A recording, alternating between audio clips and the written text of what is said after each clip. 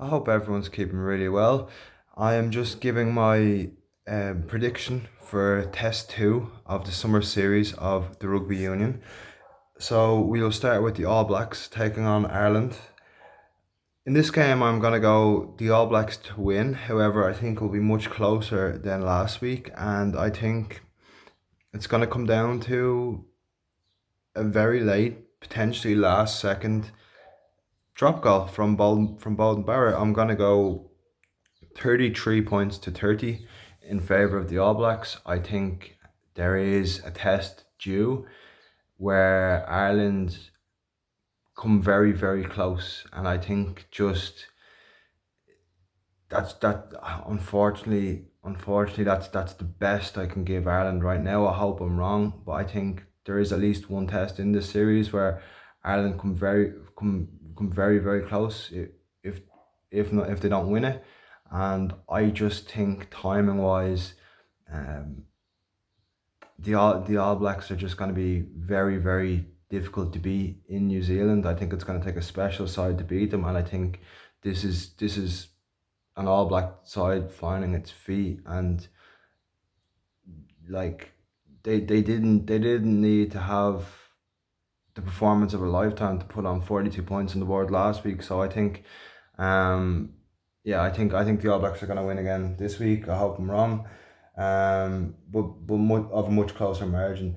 Australia, England. I will go with a Wallaby victory, 20 points to 6. I think again the Wallabies are very good at home. They've definitely improved since their last World Cup campaign, and England are just lacking the depth right now outside of their starting team. They have a lot of injuries. They're good at, I don't really know the situation with Eddie Jones. Is he on the hot seat? Are they going to give him a grace period until the World Cup? We shall see. But I'm going to Australia to win that one in a low scoring victory. The Springboks Wales. I kind of covered that in my last in one of my last videos where I picked the Springboks to win by a margin of 22. And I'm gonna stick by that. I'm gonna stick by that. I think that their back line now has more explosive athletes and more dynamic players with your likes of a Warwick Gallant or a Apelele Fassi or also Esther Hazen has been phenomenal for Quins. So I think that these South African players will be very hungry to put in a performance for the green and gold and stake a claim for a World Cup for a World Cup place. So I'm gonna go Springboks to win by margin 22 there. Japan, France. So the French coach continues to blood the youngsters. It's very much like a kind of a second string French side, if you like. I mean, you've still got like a Damien Penaud there. Charles Olivon has come back. I think Jaminet's in the team. You've got a few of the first choice players, but they're kind of just exploring their depth. I think France will be a little bit too much for them, but Japan at home are no slouch. I'm gonna go Japan 25, France 36. France to win by a margin of 11 on that one and wrap up the series. And Scotland have looked very, very promising without Stuart Hogg, without Finn Russell.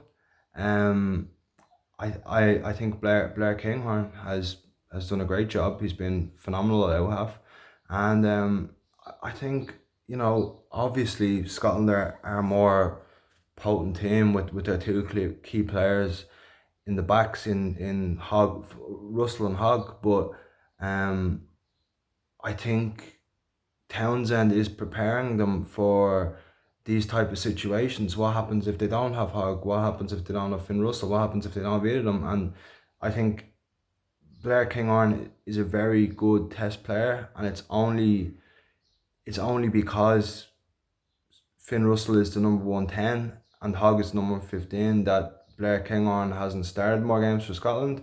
I think he's the number one backup in both positions, and he's versatile. He's a good goal kicker, a good test out half. I'm taking Scotland to just about nick it next week. I'm taking Argentina 24, Scotland 26, and Scotland show that they can be a team without those players and keeping the series alive.